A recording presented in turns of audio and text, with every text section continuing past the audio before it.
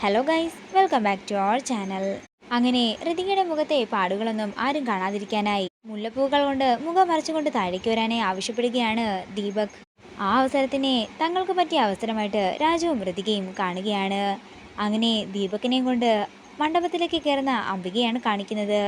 കുറച്ച് സമയങ്ങൾക്കുള്ളിൽ തന്നെ ദിവ്യയും ഒരുങ്ങി മുല്ലപ്പൂ കൊണ്ട് മുഖം മറച്ച് മണ്ഡപത്തിലേക്ക് വരുന്നു.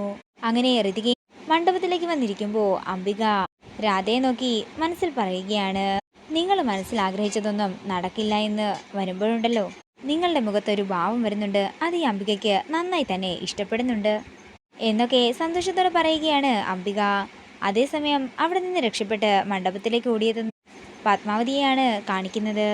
അങ്ങനെ ദീപക് ദിവ്യയുടെ കഴുത്തിൽ താലി കെട്ടുകയാണ്. സിന്ദൂരം തൊടാനായി മുല്ലപ്പൂക്കൾ ഉയർത്തുന്ന ദീപക് ദിവ്യയെ കണ്ട് ഞെട്ടലോടെ നിൽക്കുന്നു. അതേസമയം തന്നെ ദിവ്യയുടെ രക്ഷയ്ക്കായിട്ട് രാജുവും ഋതികയും മണ്ഡപത്തിലേക്ക് കയറുകയാണ്.